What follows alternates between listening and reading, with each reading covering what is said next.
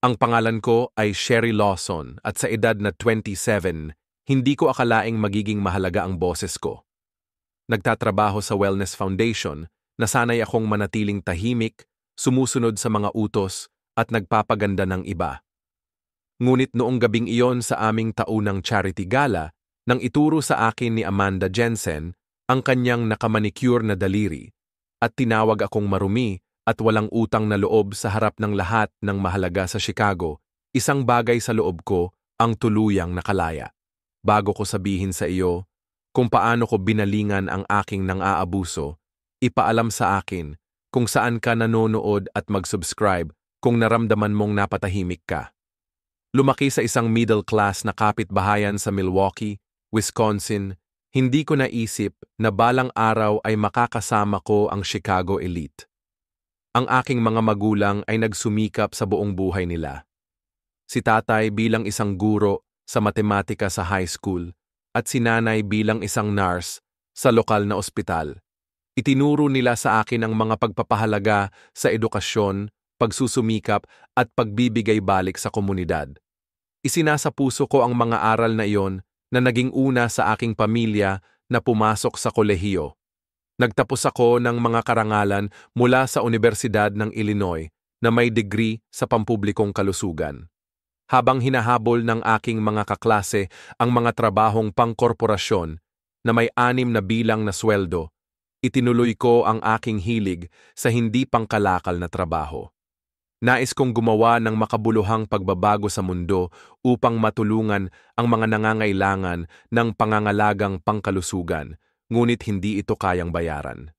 Inakay ako ng idealismong iyon sa inaakala kong pangarap kong trabaho sa prestihiyosong Wellness Foundation sa Chicago 3 taon na ang nakakaraan.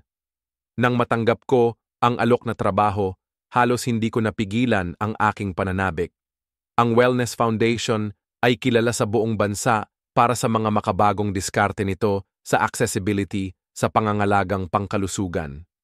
Pinunduhan nila ang mga klinika ng komunidad sa mga lugar na kulang sa serbisyo, naglunsad ng mga mobile na unit ng kalusugan, at nagtataguyod para sa mga pagbabago sa patakaran sa parehong antas ng estado at federal. Nangangahulugan ang pagtatrabaho doon na makakatulong ako sa paghubog ng mga programang magpapaunlad sa libu-libong buhay. Ang aking katamtamang isang silid-tulugan na apartment sa Logan Square ay malayo sa mga mararangyang kondo at mga ari-arian sa harap ng lawa na tinawag ng aking mga kasamahan. Pero hindi ko pinansin. Pinalamutian ko ito ng mga segunda-manong kasangkapan, makukulay na throw pillow mula sa mga tindahang may diskwento at mga halamang umuunlad sa kabila ng aking paminsan-minsang pagpapabaya. Maginhawa akin ito at higit sa lahat, pasok ito sa aking badyet habang binabayaran ko ang mga pautang sa mag-aaral. Sa pagbabalik tanaw, nakikita ko kung paano ako na-set up ng aking mga people-pleasing tendencies para sa darating. Bilang gitnang anak sa pagitan ng dalawang malakas na kalooban na magkakapatid, ako ay palaging tagapangasiwa ng kapayapaan sa aking pamilya. Natutunan ko ng maaga upang mahulaan ang mga pangangailangan na maayos sa mga salungatan at unahin ang iba. Ang mga katangiang ito ay naging mahusay sa akin sa pag-abot sa komunidad, ngunit mahina sa mga taong sasamantalahin ang aking pagnanais para sa pag-apruba. Si Amanda Jensen ang lahat ng hinangad kong maging propesyonal. Sa isang MBA mula sa Northwestern, binago niya ang Wellness Foundation mula sa isang maliit na lokal na kawanggawa sa isang powerhouse na non-profit na may pambansang pagkilala. Regular na lumabas ang kanyang pangalan sa Chicago Business Journal at nakaupo siya sa mga board ng maraming organisasyon.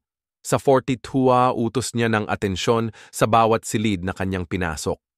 Naaalala ko pa ang una naming pagkikita noong interview ko sa trabaho.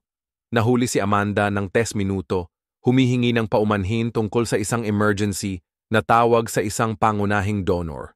Kahit na sa maikling palusot na iyon, itinatag niya ang kanyang kahalagahan. Nakasuot siya ng pinasadyang navy suit na malamang na mas mahal kaysa sa aking buwanang renta. ang kanyang blonde na buhok na ginupit sa isang matalim na bob na perpektong naka-frame sa kanyang mukha. Kapag siya ay ngumiti, ang kanyang mga ngipin ay kumikinang na imposibleng puti laban sa kanyang pink na kolorete. Kaya ikaw ang may mga makabagong diskarte sa pakikipag-ugnayan sa komunidad, sabi niya, iniscan ang aking resume. Sabihin sa akin kung paano mo haharapin ang aming hakbangin sa Southside. Sa susunod na 15 na minuto, binalangkas ko ang aking mga ideya para sa pakikipagsosyo sa mga lokal na simbahan at mga sentro ng komunidad upang bumuo ng tiwala sa mga kapitbahayan na dating kahina-hinala ng mga organisasyon sa labas. Tumango si Amanda, paminsan-minsan ay gumagawa ng mga tala. Nang matapos ako, sumandal siya. Iyan talaga ang sariwang pag-iisip na kailangan natin, Sherry. Karamihan sa mga tao ay pumapasok dito at pinag-uusapan ang mga sukatan at mga resulta ng hindi nauunawaan ang elemento ng tao. Sa palagay ko, maaari kang maging perpekto para sa aming koponan. Ang sandaling iyon ng pagpapatunay mula sa isang taong aking hinangaan ay lubos na nagselyo sa aking kapalaran. Maglalakad na sana ako sa apoy para makuha ang kanyang patuloy na pag-apruba. Inukupa ng Wellness Foundation ang pinakamataas na 3 palapag ng isang kumikinang na glass tower sa downtown Chicago. Nag-aalok ang mga floor-to-ceiling na bintana ng mga nakamamanghang tanawin ng Lake Michigan. Nagtatampok ang reception area ng mga modernong muebles na may nakapatahimik na asul at berde na may logo ng pundasyon, isang nakaistilong bulaklak na lotus na kitang-kita sa likod ng reception desk. Ang lahat ng tungkol sa espasyo ay nagpahayag ng tagumpay at profesionalismo. Sa likod ng malinis na ibabaw ay may isang matinding mapagkumpetensyang kultura. Ang aming taunang target na pangangalap ng pondo na $5 million ay lumikha ng patuloy na presyon. Ang bawat pakikipag-ugnayan sa mga donor ay ginawang koreograpo para sa maximum na epekto. Ang bawat programa ay nangangailangan ng mabibilang na mga resulta upang bigyang katwiran ang patuloy na pagpopondo. Ang pampublikong imahe ay higit sa lahat at si Amanda ay dalubhasa sa pagpapanatili nito. Sa aking unang buwan, nakilala ko ang mga pangunahing manlalaro na magiging prominente sa aking kwento. Si Jordan Taylor, ang aming marketing specialist, ay nasa mid-30s na may mabait na mga mata na kumukunot kapag ngumiti siya. Siya ay nagsalita ng tahimik, ngunit tiyak, at napansin kong isa siya sa ilang mga tao na tila hindi natatakot kay Amanda. Si Dominic Pierce ang paborito ni Amanda. Matangkad, gwapo, at laging walang kapintasan ang pananamit. Pinamunuan niya ang aming corporate partnership division.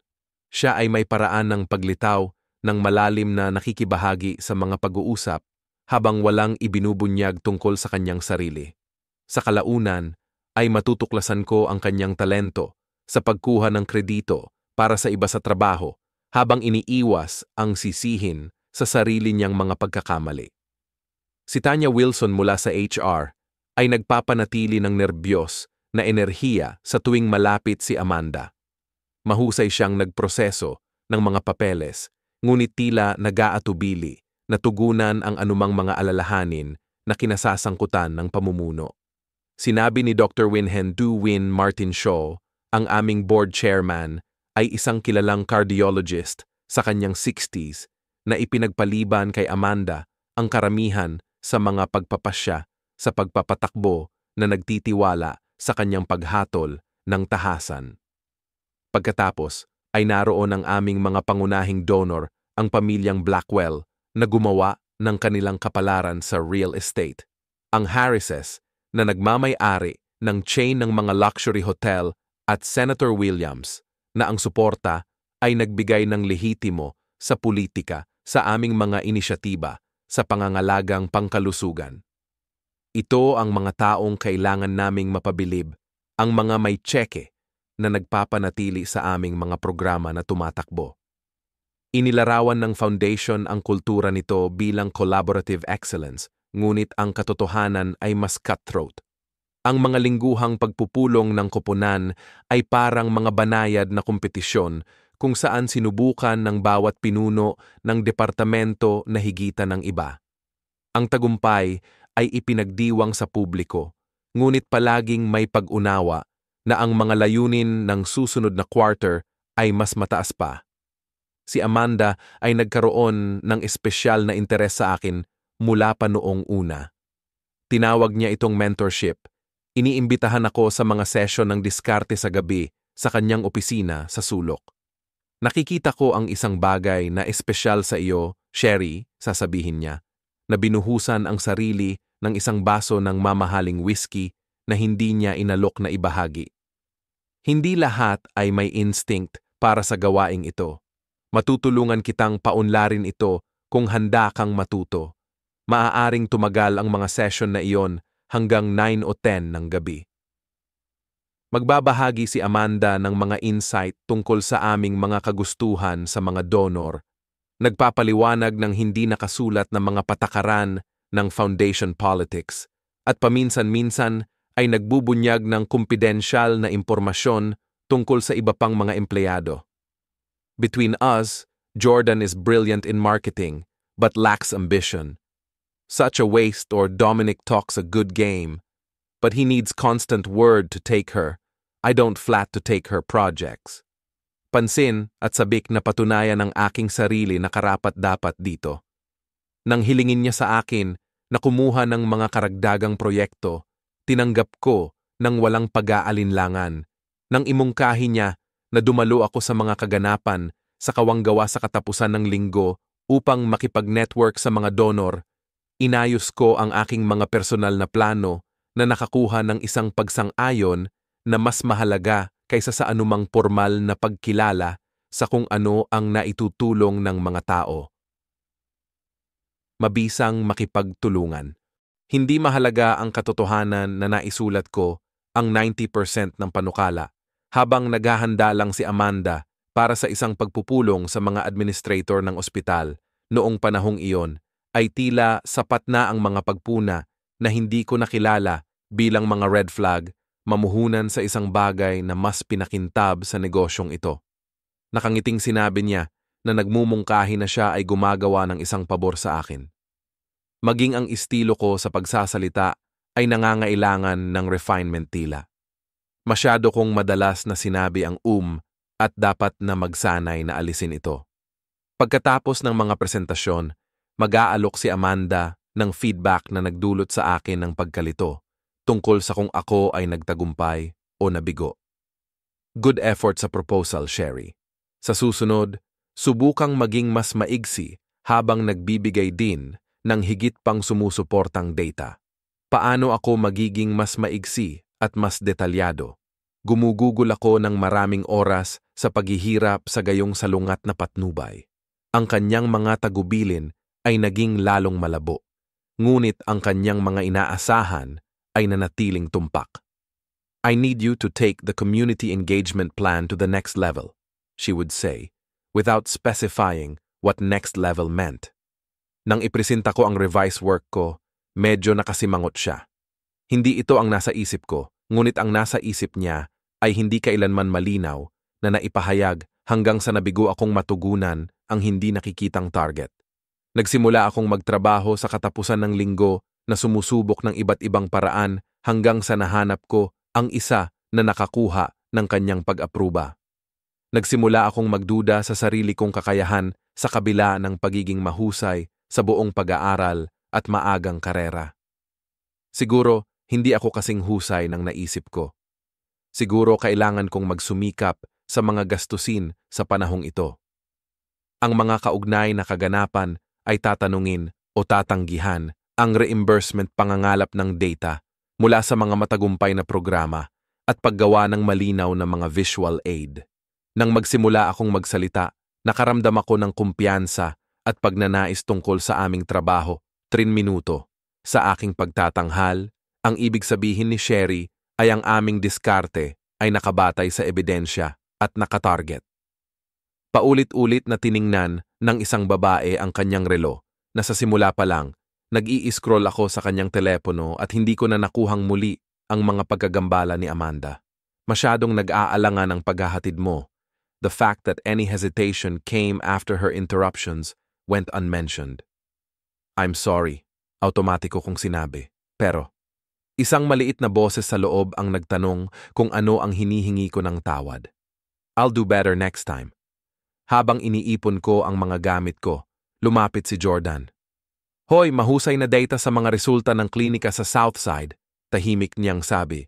Ang 2 hanggang 100% na pagtaas sa screening ng diabetes ay kahanga-hanga. Normal ang kanyang mga salita, ngunit iba ang ipinarating ng kanyang mga mata, pagkilala sa mga nangyari. Bahagyang tumango siya bago naglakad palayo. Iniwan akong magtaka kung naisip ko ba ang sandali ng pagkakaisa.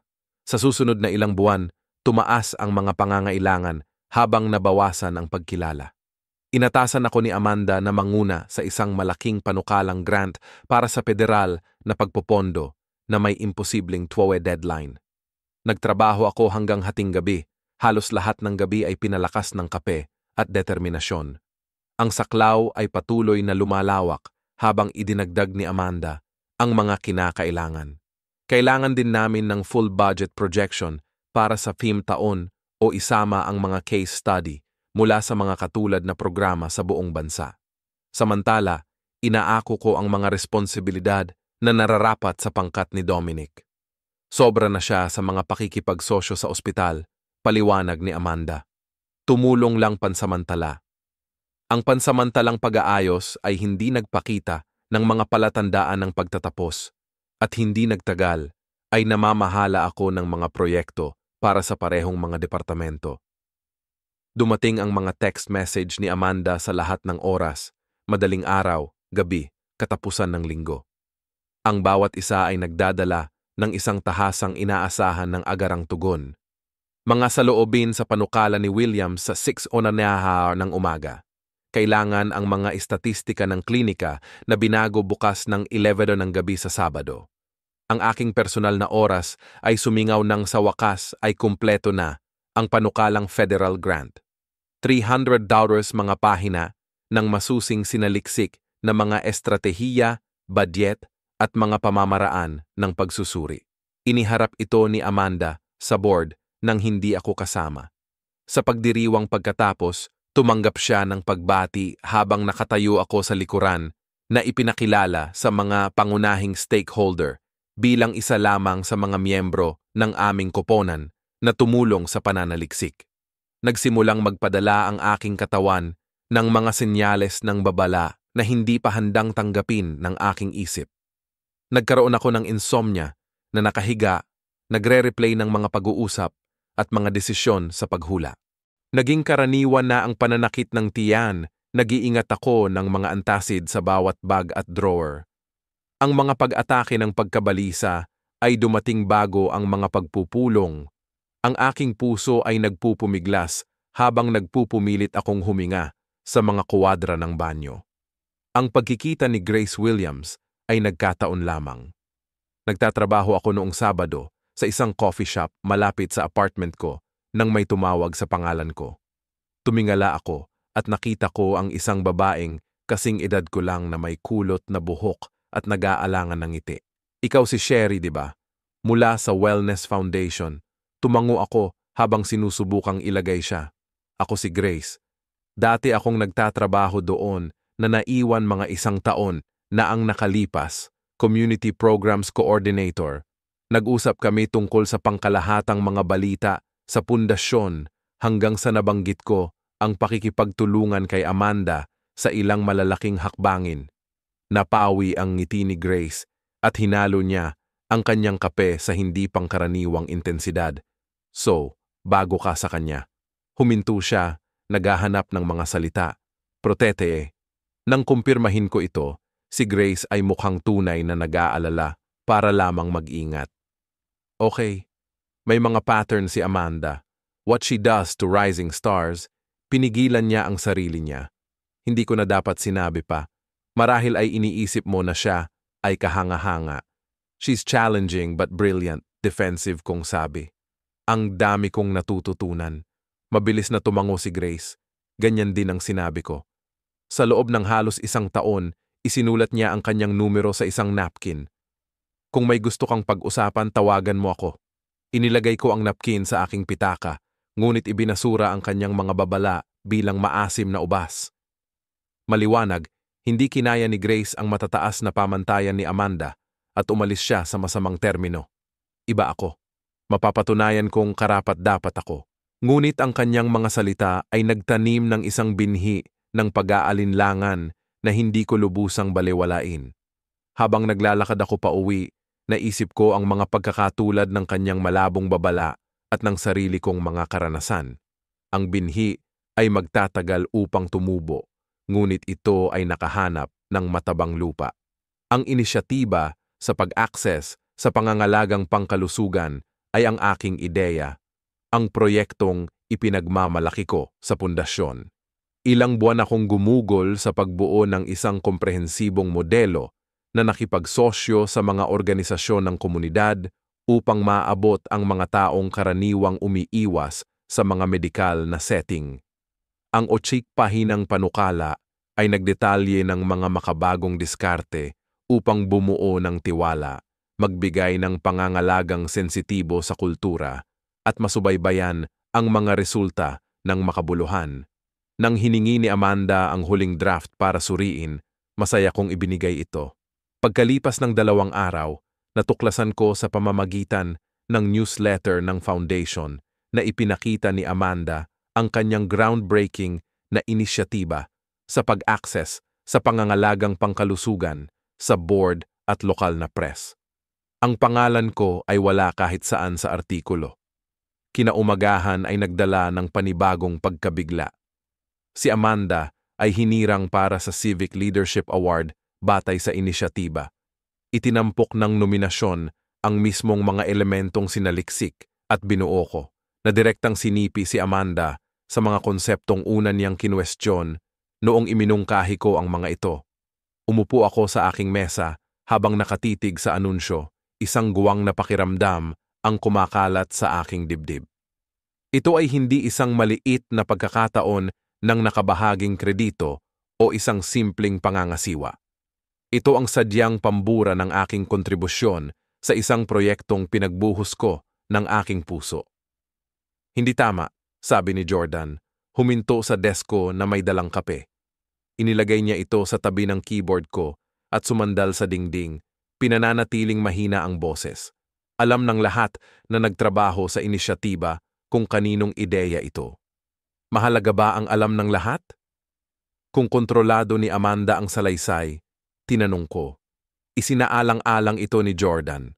Mahalaga ang dokumentasyon, ang mga email, mga tala sa pagpupulong, mga bersyon ng draft. Sinasabi nila ang totoong kwento. Isang bagay lamang na dapat tandaan, ang kanyang mga payo ay umalingaw-ngaw sa akin.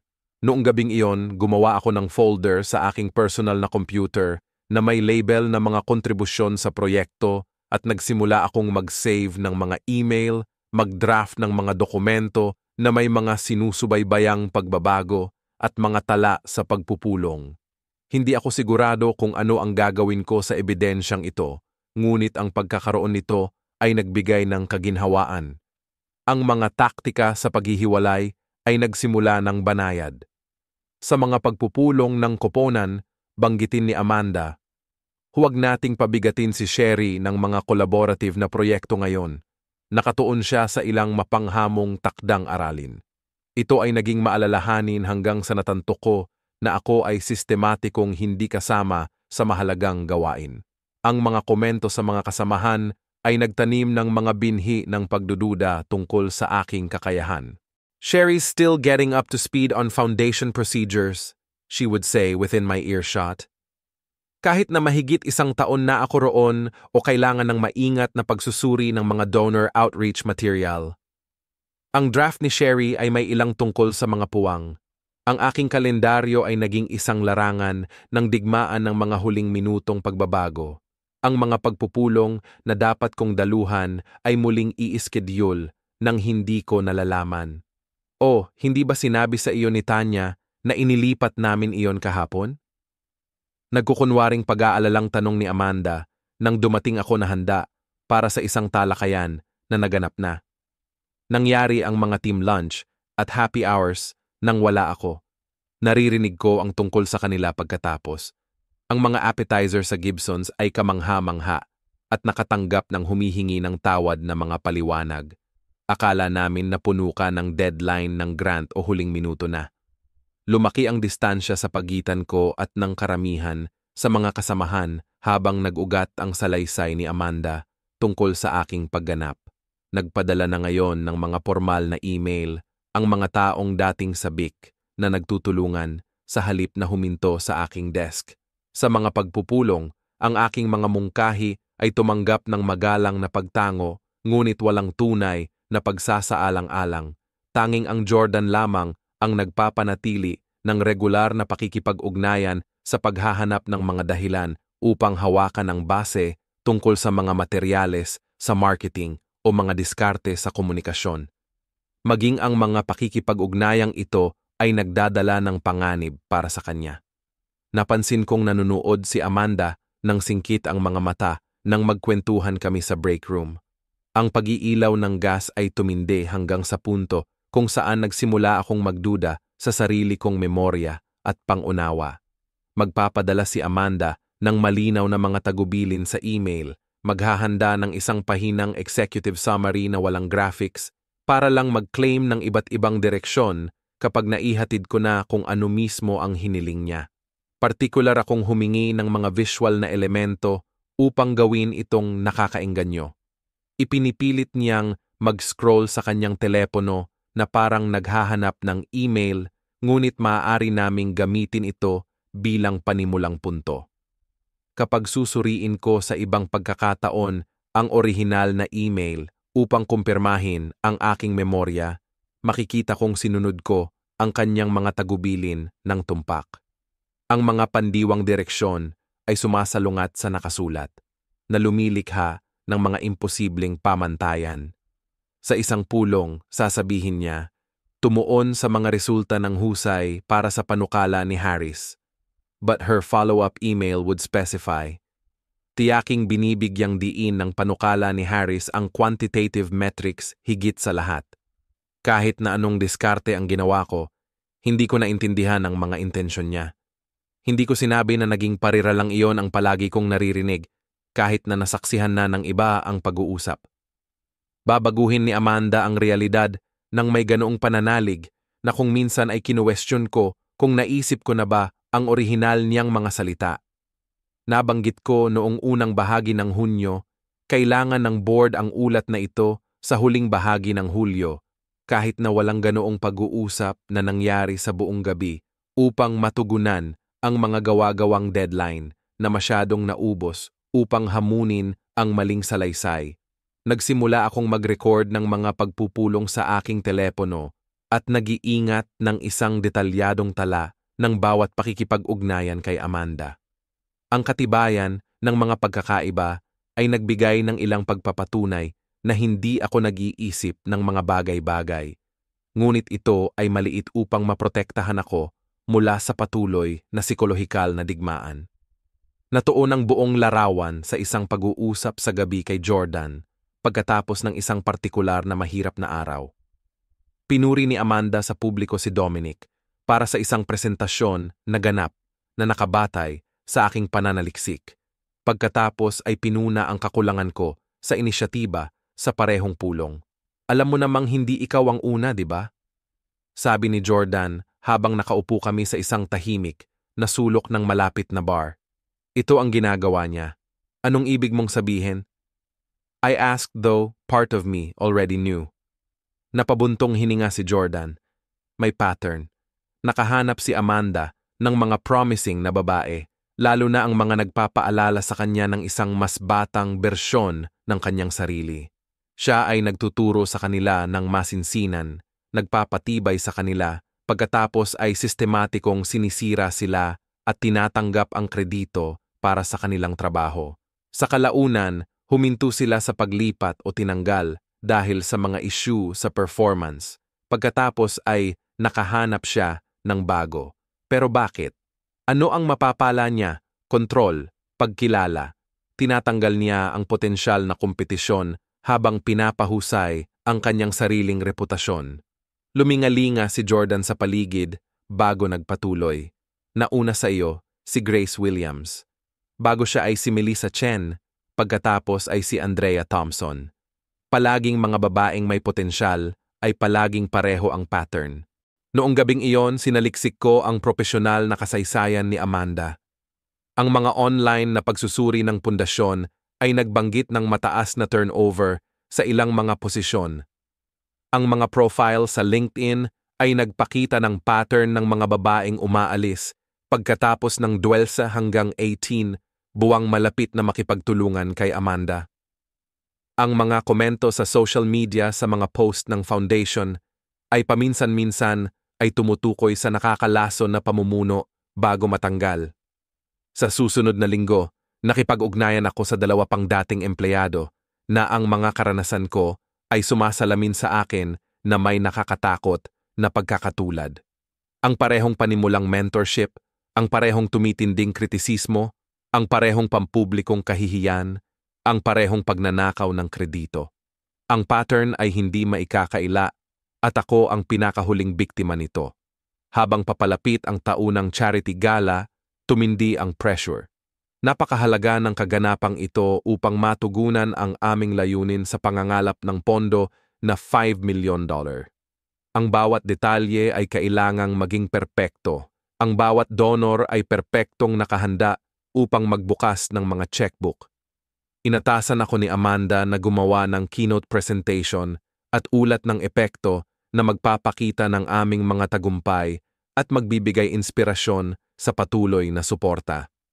Sa loob ng 3 linggo, nagtrabaho ako ng 14 na oras na araw sa paghahanda ng mga materyales, pagsasaliksik ng mga estatistika, pangangalap ng mga testimonial, at pagdidisenyo ng mga visual. Sa bawat draft na isinumiti ko, mas tumindi ang pamumuna ni Amanda. Ito ay kulang sa paningin, sasabihin niya nang walang mga detalye. O ang pananaw ng donor ay ganap na nawawala rito nang hindi ipinapaliwanag kung anong pananaw ang ibig niyang sabihin. 2 araw bago ang kaganapan, nalaman kong ang oras ng aking pagtatanghal ay naputol mula 15 minuto hanggang 5. Gayunpaman, ang inaasahang nilalaman ay nanatiling pareho. Then, the morning before the gala, Amanda informed me na si Dominic ang maghahatid ng presentation na ginawa ko. Siya ay may mas pinakintab na estilo ng pagsasalita para sa madlang ito, paliwanag niya. Makikilala ka pa rin sa programa. Nang suriin ko ang mga huling slide, natuklasan ko na ang mga istatistika ng pangunahing epekto ay inalis, partikular na ang data na nagpapakita ng tagumpay ng mga program na aking binuo. Ang salaysay ay binago upang i-highlight ang mga inisyatiba sa ilalim ng saklaw ni Dominic. Nang gabing iyon, nag-impake ako ng isang maliit na folder na may backup na dokumentasyon. Ang mga orihinal na slide ay nakakaapekto sa data at mga email na nagpapatunay sa aking tungkulin sa mga proyekto. Hindi ako sigurado kung ano ang plano kong gawin sa kanila, ngunit may nagsabi sa akin na maging handa. Isa itong desisyon na magbabago sa lahat. Ang Lakeside Hotel Ballroom ay binago para sa taunang charity gala ng Wellness Foundation. Ang mga kristal na chandelier ay nagliliwanag sa mga mesa na nababalutan ng cream linen at pinalamutian ng mga centerpiece ng puting rosas at hydrangea. Lumitaw ang lotus logo ng foundation sa lahat mula sa napkin hanggang sa napakalaking ice sculpture sa tabi ng bar. Sa $10,000 bawat talahanayan, ang kaganapan ay nagsilbi sa pinakamayayaman at pinakamaimpluwensyang mamamayan ng Chicago.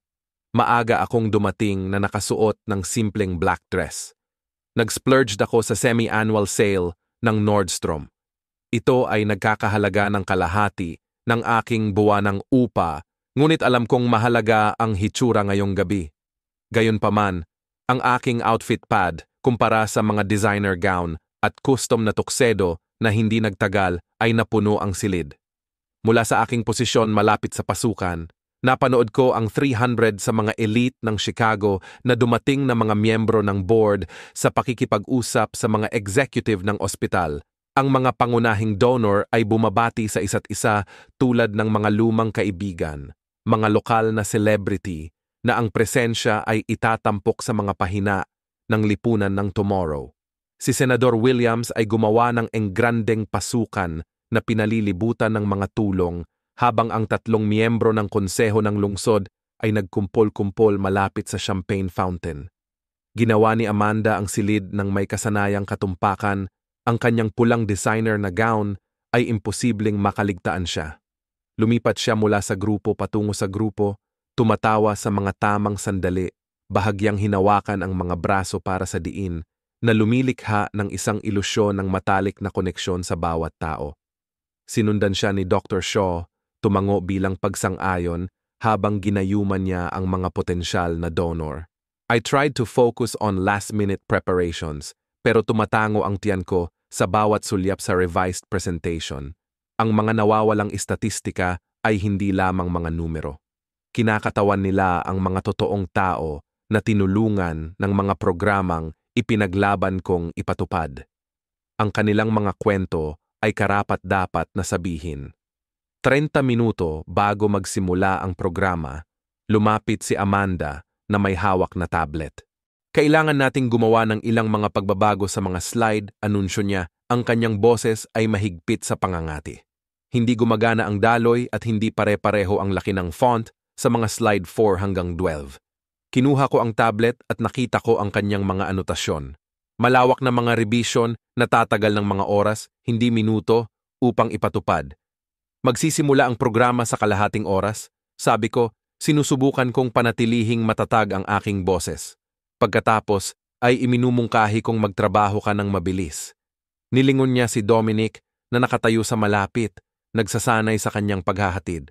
Tiyaking suriin mo ang mga pagbabago bago ka magpatuloy. Nagmamadali akong pumunta sa isang maliit na opisina sa likod ng stage kung saan nag-set up ako ng laptop na konektado sa presentation system. Bahagyang nanginginig ang aking mga kamay habang binubuksan ko ang mga file at sinimulang ipatupad ang mga pagbabago ni Amanda. Binabawasan ang nilalaman sa ilang mga slide, ganap na muling ginagawa ang iba, lahat habang sinusubukang panatilihin ang kahit ilan sa data ng epekto. Natagpuan ako ni Jordan doon pagkalipas ng 15 na minuto, nakayuko sa computer. Kailangan ng tulong? Tanong niya sabay sara ng pinto sa likod niya. Gusto niyang ma-restructure ang buong middle section, sabi ko hindi tumitingin.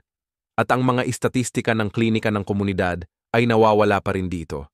Sabi ni Jordan sabay hila ng upuan. Ire-revise ko ang layout habang tumututok ka sa content. Mas malalampasan natin sa ganoong paraan. Sa tulong niya, nagawa kong isama ang karamihan sa mga hinihingi ni Amanda habang palihim na muling ipinapasok ang ilan sa mga pangunahing istatistika na inalis niya. Hindi lahat ng mga ito, ngunit sapat na upang magbigay ng isang tapat na larawan ng aming trabaho. Habang tinatapos namin ang mga pagbabago, gumawa ako ng desisyon. Hindi ko hinayaang maalis ang nawawalang data ng epekto sa komunidad. Kinakatawan ng mga numerong ito ang aming pinakamatagumpay na mga programang nagsisilbi sa mga taong karaniwang hindi napapansin. Ang kanilang mga kwento ay karapat-dapat na sabihin, at ang mga donor ay nararapat na malaman ang buong epekto ng kanilang mga kontribusyon. Sa 5 minuto bago magsimula ang programa, na-save ko ang binagong presentasyon at tumungo sa ballroom. Bumilis ang tibok ng puso ko nang makita ko si Amanda malapit sa table champagne flute ng pamilya Blackwell sa kamay habang natatawa siya sa sinabi ni Mr. Blackwell. Maingat akong lumapit, naghihintay ng natural na paghinto sa pag-uusap bago magsalita. Amanda, maaari ba akong magkaroon ng isang maikling salita tungkol sa pagtatanghal? Pinananatiling mahina at propesyonal ang boses ko. Bahagyang lumingon siya, nanatiling panay ang ngiti niya, kahit na nanigas ang mga mata. Can it wait? Nasa gitna ako ng importanteng bagay. Ito ay tungkol sa data ng epekto sa komunidad. Tahimik kong nanatili. Ang mga istatistika para sa mga klinika sa Southside ay nawawala pa rin sa mga slide. Ang mga numerong iyon ay talagang magpapahanga sa 300% na pagtaas ng donor sa mga preventative screening, 60% na pagbawas sa mga pagbisita sa emergency room. Nag-iba ang ekspresyon ni Amanda kaya biglang parang nanonood ng isang maskarang nadulas. Nawala ang ngiti niya, napalitan ng malamig na galit na nagpaatras sa akin nang hindi sinasadya. Nang magsalita siya, malakas ang boses niya para patahimikin ang mga pag-uusap sa mga kalapit na mesa. Ang dumi niya. Siya ay walang utang na loob. Pinutol ng mga salita ang ambient chatter, iginuhit ang lahat ng mata sa aming sulok ng kwarto matapos ang lahat ng ginawa ko para sa kanya. Ang sumunod na katahimikan ay ganap. 300 tao ang nag-freeze ng salamin sa kalagitnaan hanggang sa labi. Inabandona ang mga pag-uusap sa kalagitnaan ng pangungusap. Patuloy na umaalingaw-ngaw ang boses ni Amanda sa tahimik na ballroom. Gumastos ako ng hindi mabilang na oras sa pagsubok na turuan ka upang hubugin ka sa isang profesional at ito ay kung paano mo ako bayaran. Sa pamamagitan ng pagtatanong sa aking paghatol sa harap ng aming mga donor, kapansin-pansing iminuwestra niya ang pamilya Blackwell na mukhang hindi komportable. May ideya ka ba kung gaano karaming mga pagkakamali mo ang kailangan kong ayusin? Ilang beses ko nang tinakpan ang kawalang kakayahan mo. Nag-init ang mukha ko sa kahihiyan. Ramdam ko ang titig ng lahat, mga miyembro ng board, mga donor, mga kasamahan, mga press.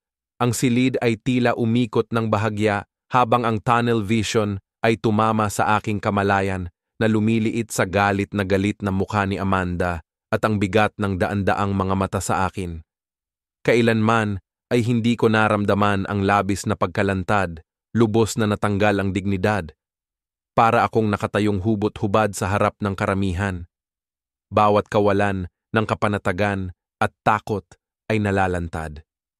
Ang aking maingat na binuong propesyonal na pagkakakilanlan ay gumuho sa ilalim ng bigat ng napakapublikong pagkondena ni Amanda. Ipinagpatuloy niya ang kanyang paninira, bawat akusasyon ay mas personal kaysa sa huli. Ang iyong trabaho ay patuloy na substandard. Kulang ang iyong communication skills.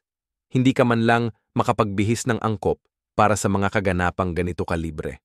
Nilingon niya si Dr. Shaw. Ito mismo ang sinasabi ko sa iyo tungkol sa kanyang mga issue sa pagganap. Masakit ang ekspresyon ni Dr. Shaw, ngunit hindi siya kumilos para makialam. Walang ginawa. Ang makapangyarihang silid na puno ng mga maimpluwensyang tao ay nanonood sa hindi komportabling katahimikan habang inabuso ng isang babae ang kanyang posisyon sa kapangyarihan at walang sino man ang humakbang pasulong. Sa nagyelo na sandaling iyon, may nangyaring kapansin-pansin sa loob ko. Parang bumagal ang oras habang mabilis na pinoproseso ng aking isipan ang mga pangyayari noong nakaraang taon. Nakita ko nang may perpektong kalinawan kung paano konektado ang bawat insidente upang mabuo ang pattern ng pag-uugali ni Amanda. Umalingaw-ngaw sa aking alaala ang mga babala ni Grace. May mga pattern si Amanda kung ano ang ginagawa niya sa mga sumisikat na bituin. Napagtanto ko nang may biglaang katiyakan na kung aalis ako sa pundasyon, si Amanda ay hahanap na lang ng isa pang biktima. Ang ikot ay magpapatuloy. Ang isa pang umaasang batang propesyonal ay itatayo, gigibain, at itatapon. Ang aking kahihiyan ay mauulit sa ibang anyo, sa ibang tao na nakatayo sa kinatatayuan ko ngayon. Ang pagkilala ay naglipat ng isang bagay na mahalaga sa loob ko. Ang kahihiyan at kahihiyan na naramdaman ko ay napalitan ng ibang bagay.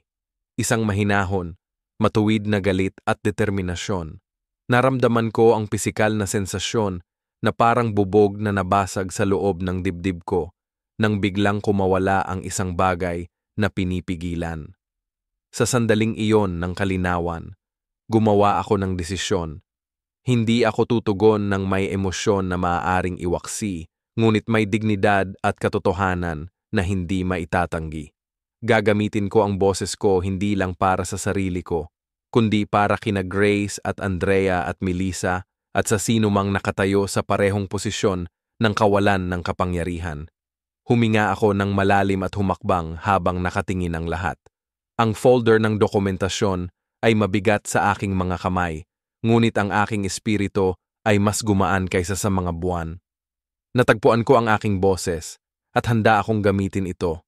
Nakakabingi ang katahimikan kasunod ng pagsabog ni Amanda. Sa vacuum na yon, nagsalita ako ng may katahimikan na ikinagulat ko rin.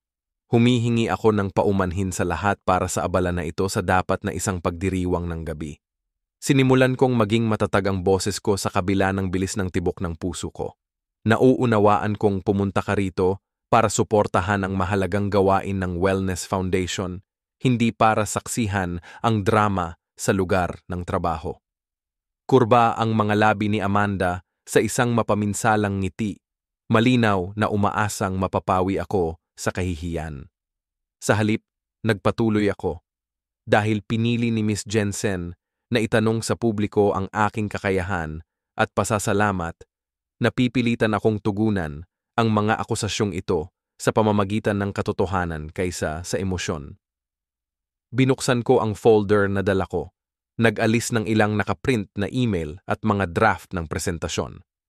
Ang data ng epekto sa komunidad na tinatanong ko ay nagpapakita ng 300% na pagtaas sa pag-access sa preventative care at 60% na pagbawas sa mga pagbisita sa emergency room sa mga komunidad na kulang sa serbisyo.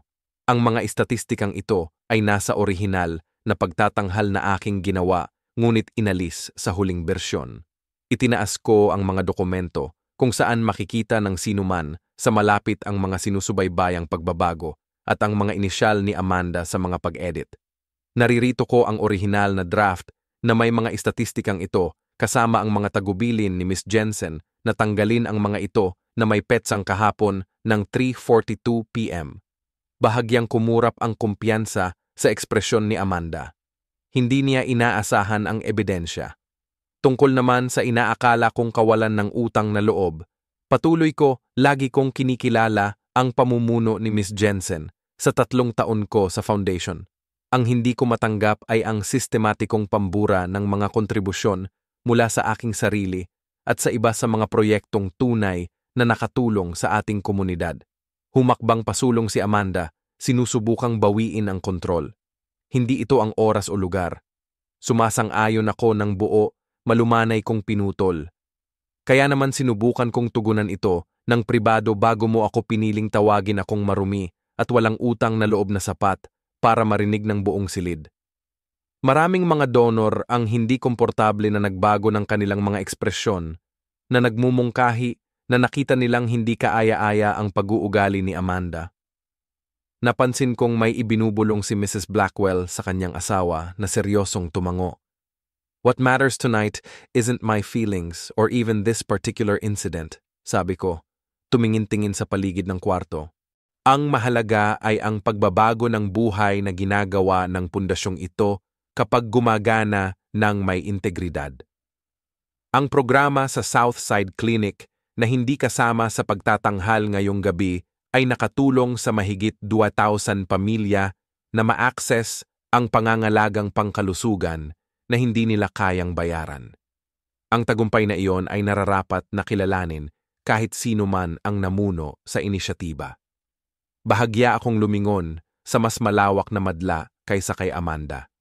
Nagkaroon ako ng pribilehiyong magtrabaho kasama ang mga dedikadong tagapagbigay ng pangangalagang pangkalusugan, mga organizer ng komunidad at mga kawani ng foundation na tunay na naniniwala sa aming misyon.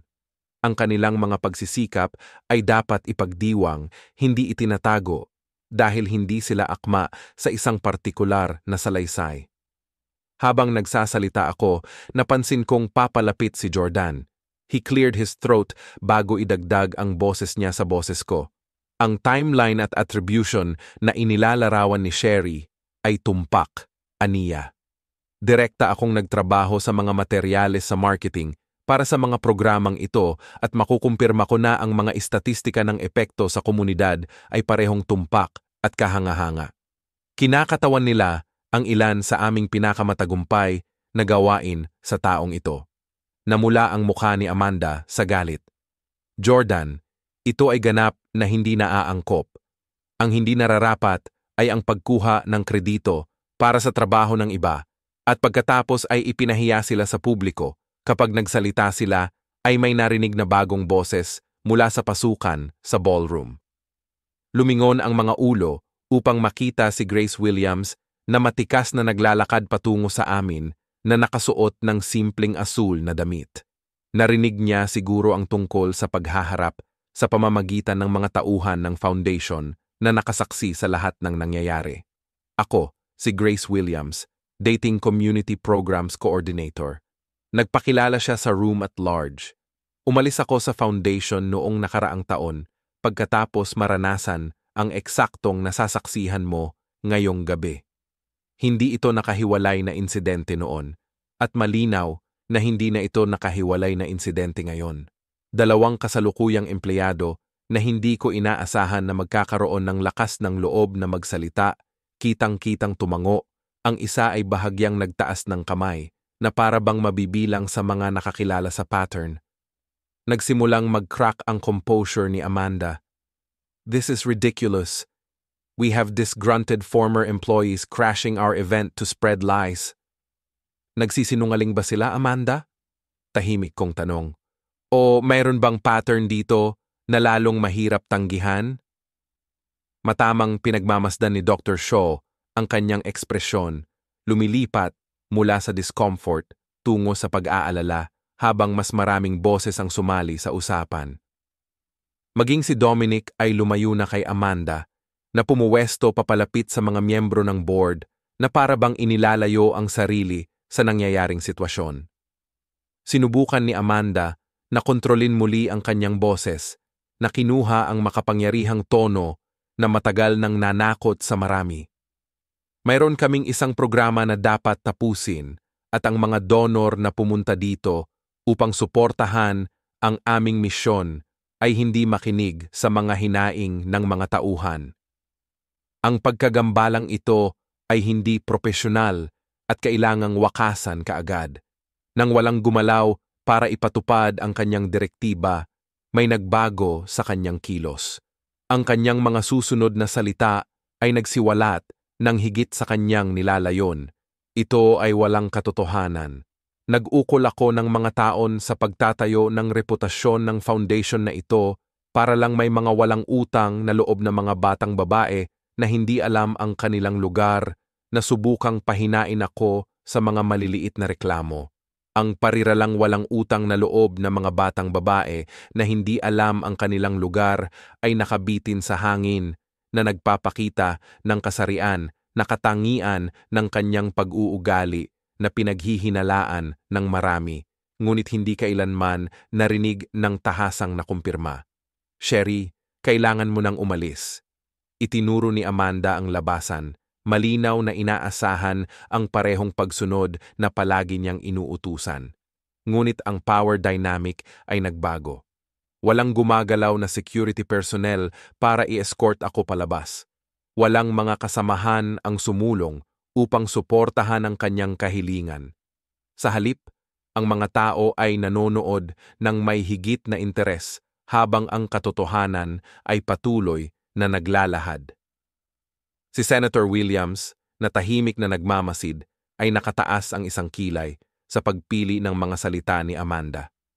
Si Mrs. Harris, isa sa aming mga pangunahing donor, ay nag-cross-arm at may ibinulong sa kanyang asawa na nagpasimangot sa kanya.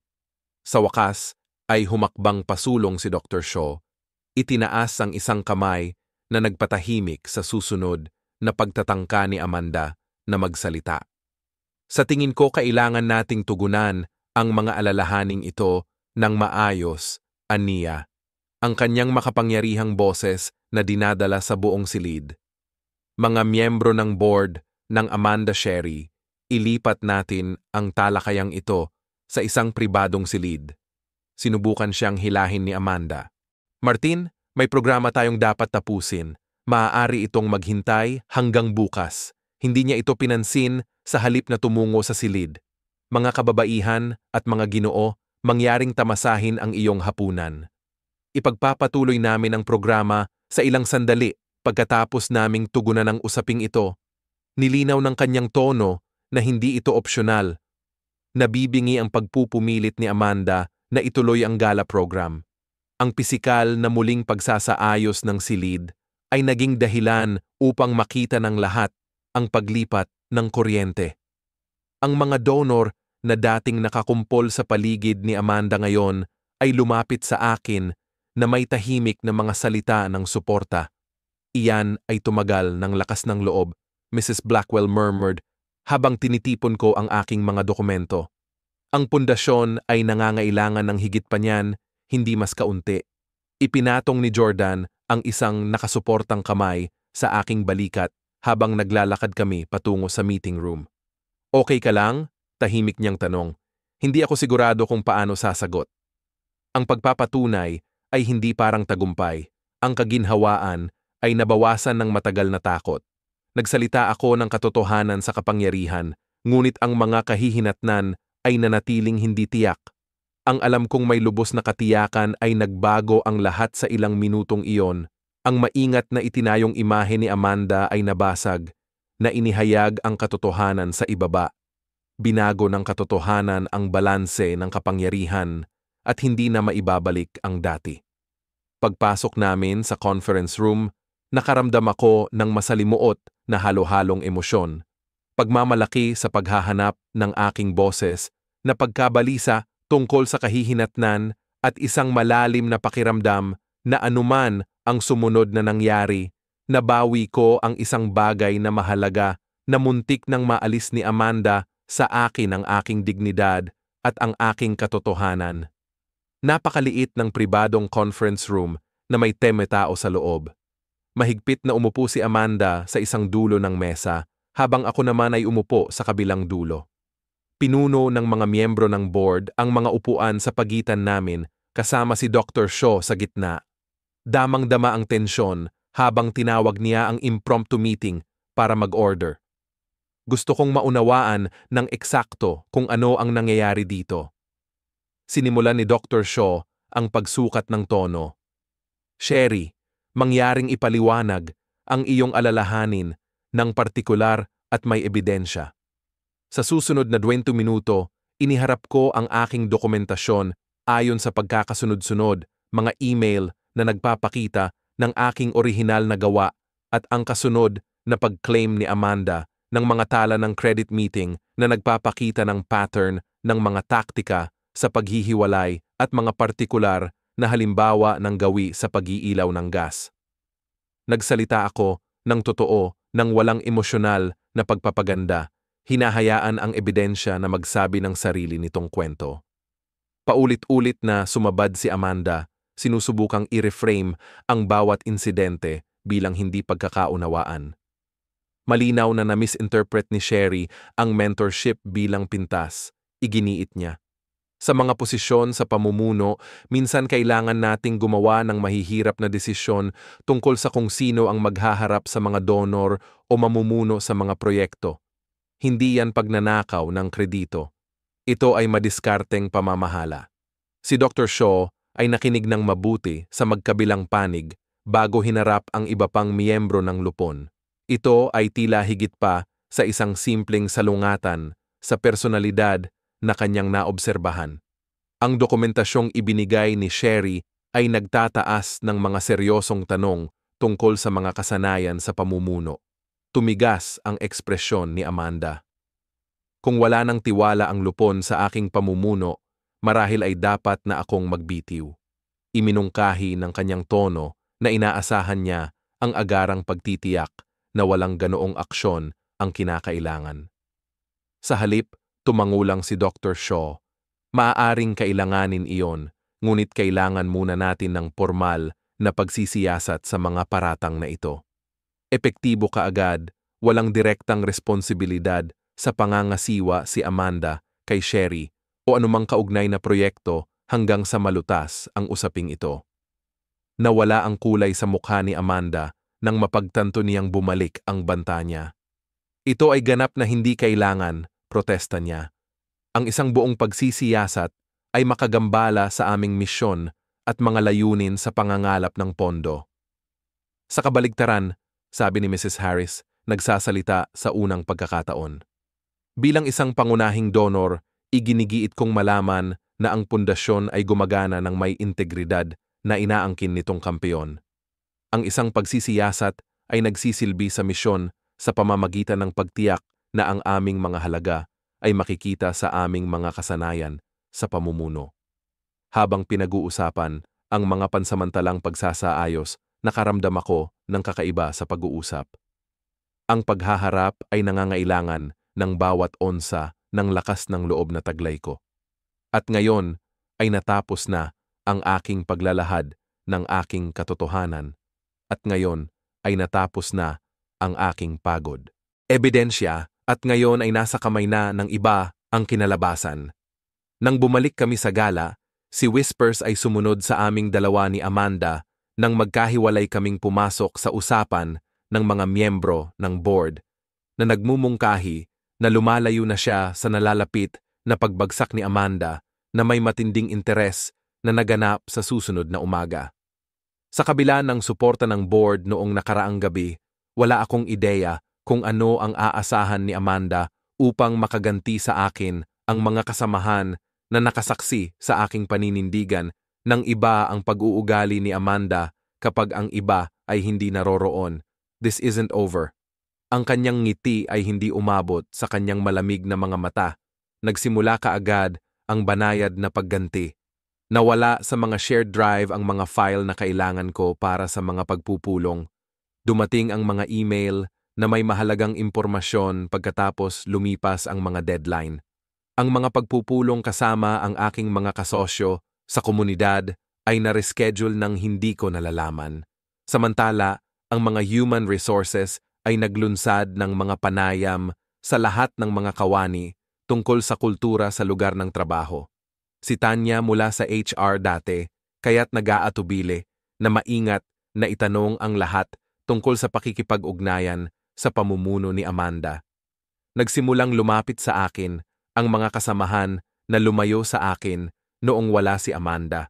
Ganito rin ang nangyari sa akin noong nakaraang taon, sinabi ng isang coordinator ng programa. Kinuha niya ang kredito para sa aking veteranong inisyatiba sa pangangalagang pangkalusugan. Pagkatapos ay binatikos ako sa publiko nang banggitin ko ito sa isang pulong ng koponan. Sa loob ng ilang araw, 5 pang empleyado ang nagbahagi ng mga katulad na karanasan sa mga investigator. Lumitaw ang isang pattern ng pag-target sa mga promising na kababaihan, paghihiwalay sa kanila, pagkuha ng kredito para sa kanilang trabaho, at kalaunan ay pagpilit sa kanila sa pamamagitan ng pampublikong kahihiyan o paggawa ng mga isyu sa pagganap. Gayunpaman, pinilit ng ilang miyembro ng board na tahimik na hawakan ang usapin upang maiwasan ang negatibong publisidad. Dapat protektahan ang reputasyon ng foundation, argued one trustee with ties to Amanda. Marahil ang isang kumpidensyal na kasunduan sa paghihiwalay ay magiging pinakamahusay para sa lahat ng partido. The stress manifested physically. Nabawasan ako ng 7 lbs sa loob ng 2 linggo. Ang pananakit ng ulo ay naging palagi ang kasama. Ang mga pag-atake ng pagkabalisa ay tumama nang walang babala. Iniwan akong hingal na hingal sa mga kuwadra ng banyo o walang laman na mga conference room. Sa lahat ng ito, si Jordan ay nanatiling matatag na presensya, nagpapatakbo ng panghihimasok kung posible at nagbabahagi ng impormasyon tungkol sa pag-unlad ng investigasyon. Nahati ang board, sinabi niya sa akin na ang iba ay nag-aalala tungkol sa Amanda. Ang paghahanap ng suporta sa kabila ng mga pader ng pundasyon ay napatunayang mahalaga sa aking kaligtasan sa panahong ito. Nag-organisa si Grace ng isang pulong sa tanghalian, kasama ang 3 iba pang dating empleyado na nakaranas ng pang-aabuso sa kapangyarihan ni Amanda. Kaming 5 ay nagtipon sa isang restaurant na malayo sa mga opisina ng foundation na nagbabahagi ng mga kwento na kapansin-pansing magkapareho. Kung magkaiba ang detalye, sinabi niya sa mga donor na ang aking programa sa edukasyon sa komunidad ay naglahad ng kanyang ideya sa unang bahagi ng 18 na si Thompson. Noong nagtanong ako kung bakit inalis ang pangalan ko sa taunang ulat para sa isang proyektong idinisenyo ko, sinabi niya sa team na nagnanakaw ako ng kredito para sa collaborative na trabaho. Idinagdag ni Melissa Chen na gumawa kami ng isang impormal na pulong ng grupo ng suporta, lingguhang magbahagi ng mga update at magbigay ng emosyonal na panghihikayat mga investigator. Ngunit gusto kong malaman na hindi ako nag-iisa. Nagtayo kami ng isang hindi kilalang email account kung saan maaari silang mag-sumite ng mga karanasan ng walang takot sa paghihiganti. Nagsimula akong matulog ng mas maayos, kahit na ang lugar ng trabaho ay natutong magtakda ng malinaw na mga hangganan. Pagdodokumento sa bawat pakikipag-ugnayan kay Amanda at kasama ang mga saksi hanggat maaari. Tuwing linggo, pagkatapos ng paghaharap sa gala, nagpatawag ang lupon ng isang espesyal na pagpupulong. Ang panlabas na pagsisiyasat ay nagsiwalat ng isang pattern ng maling pag-uugali na mas malawak kaysa sa aking nalaman. Bukod pa rito, natuklasan ng isang pag-audit sa pananalapi ang mga pagkakaiba sa pag-uulat ng gastos at paglalaan ng pondo ng donor na nagbangon ng mga seryosong tanong sa etika. Si Amanda ay inilagay sa administrative leave habang naghihintay ng karagdagang investigasyon. Nagsimulang magtanong ang press na pinilit ang pundasyon na maglabas ng maingat na mga pahayag tungkol sa muling pagsasaayos ng pamumuno at muling pag-uutos sa mga pangunahing halaga. Si Dominic, nang makita kung aling direksyon ang ihip ng hangin, ay biglang naging vocal tungkol sa palaging pag-aalala tungkol sa estilo ng pamamahala ni Amanda. "I tried to shield the team from the worst of it," he claimed, though his previous role as her favorite contradicted this revisionist history. Tumanggi akong makisali sa chismis o pagdiriwang ng pagbagsak ni Amanda. Ang sitwasyon ay hindi nagdulot sa akin ng kagalakan, tanging kaginhawahan na sa wakas ay lumabas na ang katotohanan. Ang layunin ko ay hindi kailanman naging paghihiganti, ngunit katarungan, hindi lamang para sa aking sarili, ngunit para sa lahat ng naapektuhan ng kanyang pang-aabuso sa kapangyarihan. Ang pundasyon ay gumawa ng maingat na relasyon sa publiko, mga mensahe tungkol sa mga pagbabago sa organisasyon at panibagong pangako sa misyon. Sa likod ng mga eksena, gayunpaman, ang mga pangunahing donor ay humihiling ng mga pagpupulong partikular sa akin upang talakayin ang mga programa sa epekto sa komunidad. "Humanga kami sa iyong integridad," sinabi sa akin ni Mrs. Blackwell sa isang ganoong pagpupulong. Nakaka-refresh na makita ang isang tao na naninindigan para sa aktwal na trabaho kaysa sa personal na pagsulong. Si Senador Williams ay nagpahayag ng katulad na mga damdamin. Ang mga istatistika ng Access sa pangangalagang pangkalusugan na iyong binanggit, ang mga inalis sa presentasyon, iyon mismo ang mga resulta na kailangan nating makita upang bigyang katwiran ang patuloy na pampublikong pribadong pakikipagsosyo. Unti-unti, sinimulan ng pundasyon ang mahirap na gawain ng muling pagtatayo ng panloob na kultura pagkatapos ng mga taon ng nakakalason na pamumuno.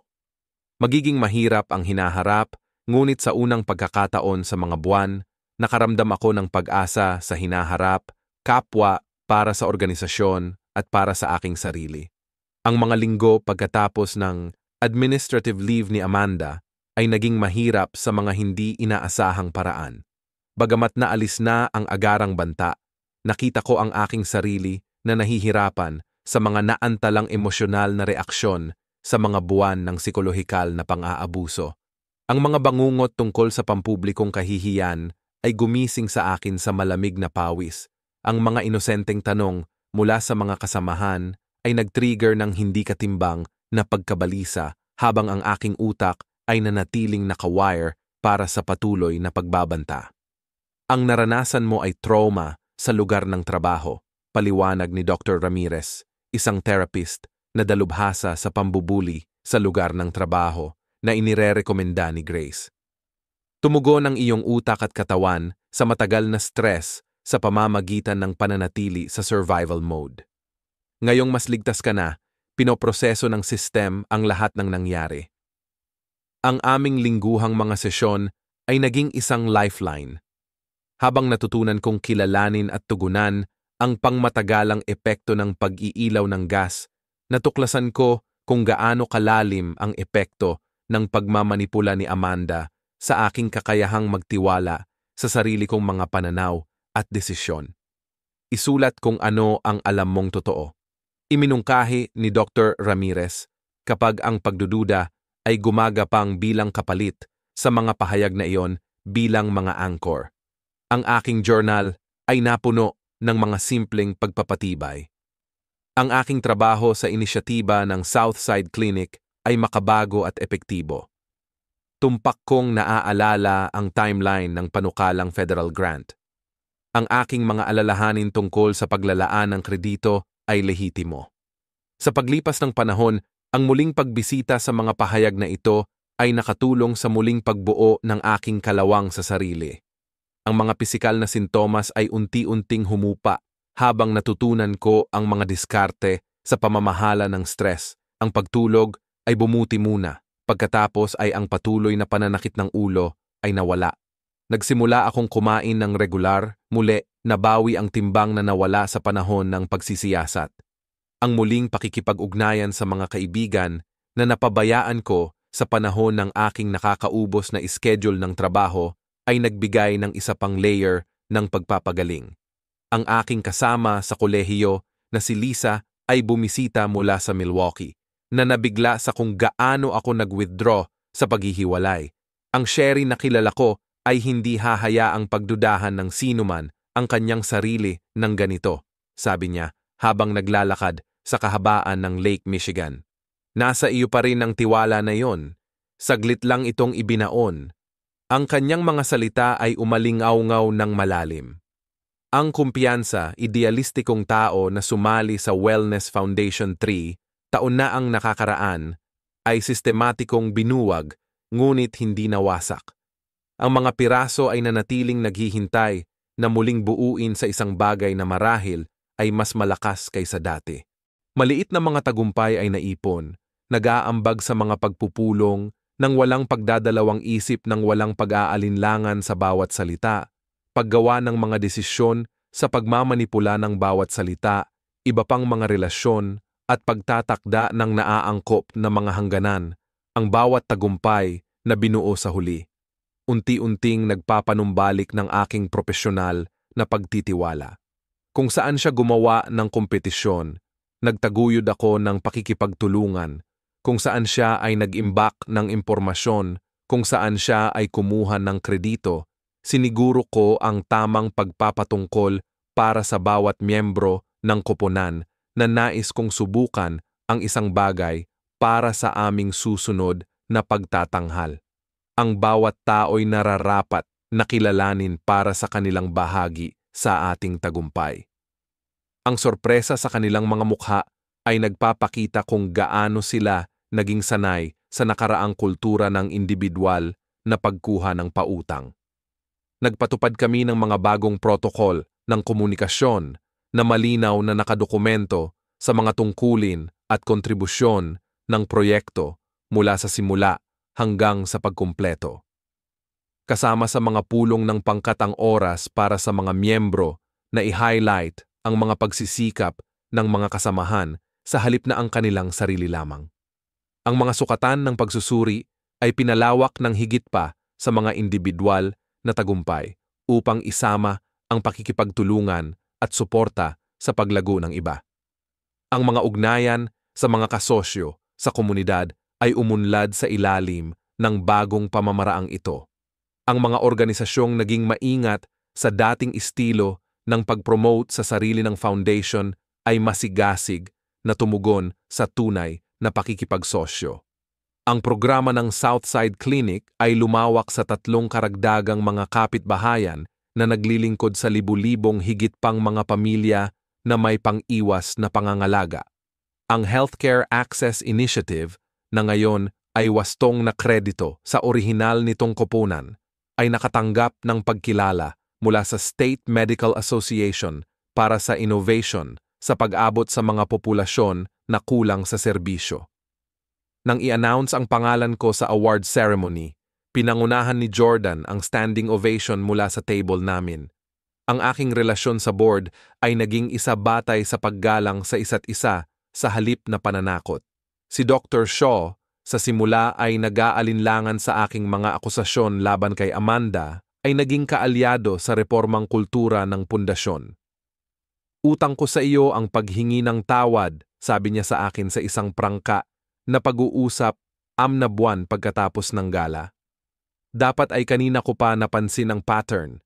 Minsan, ang mga nasa posisyon ng autoridad ay nagiging masyadong komportable sa status quo upang makilala ang pag-abuso sa kapangyarihan na nangyayari sa harapan natin. Habang papalapit ang isang taong tanda ng pag-alis ni Amanda, nahaharap ako sa isang desisyon tungkol sa aking kinabukasan. Ang pundasyon ay nag-alok sa akin ng isang permanenteng posisyon sa direktor na may malaking impluwensya sa direksyon ng programa. Samantala, si Senador Williams ay nagpaabot ng imbitasyon na sumali sa kanyang Healthcare Accessibility Commission, nagtatrabaho sa patakaran sa antas ng estado.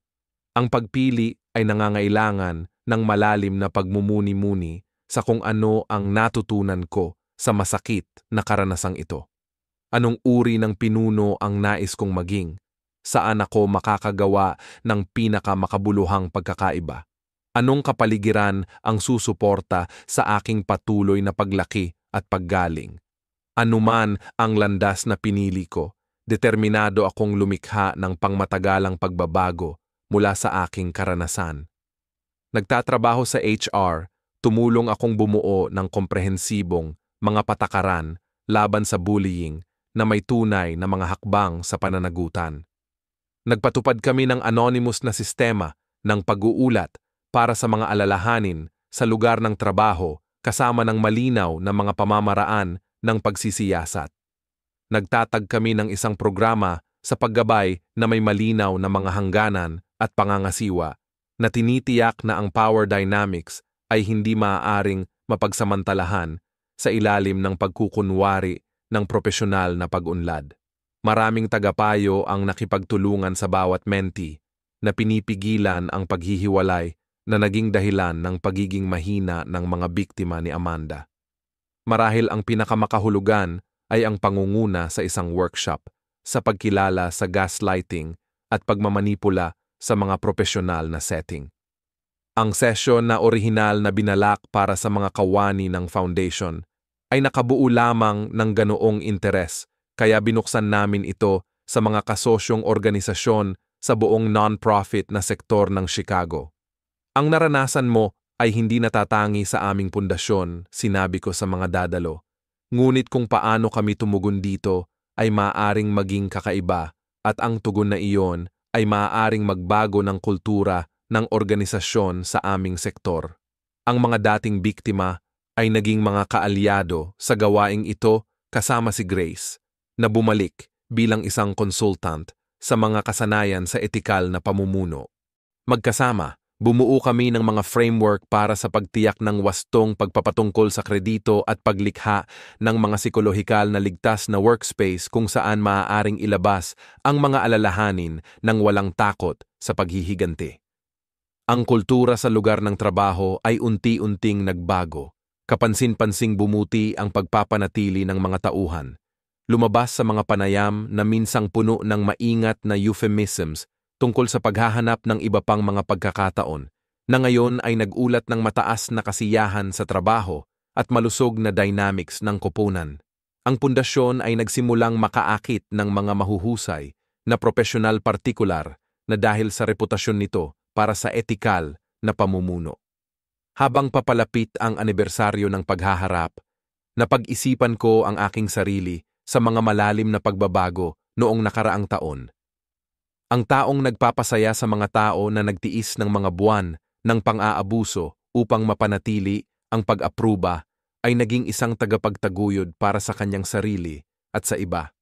Ang propesyonal na dating nag-alinlangan sa sarili niyang memorya at pangunawa ay nagtiwala na ngayon sa kanyang paghuhusga upang gabayan ang diskarte sa organisasyon. Kalaunan ay nagbitiw si Amanda sa foundation at tuluyang umalis sa non-profit na sektor.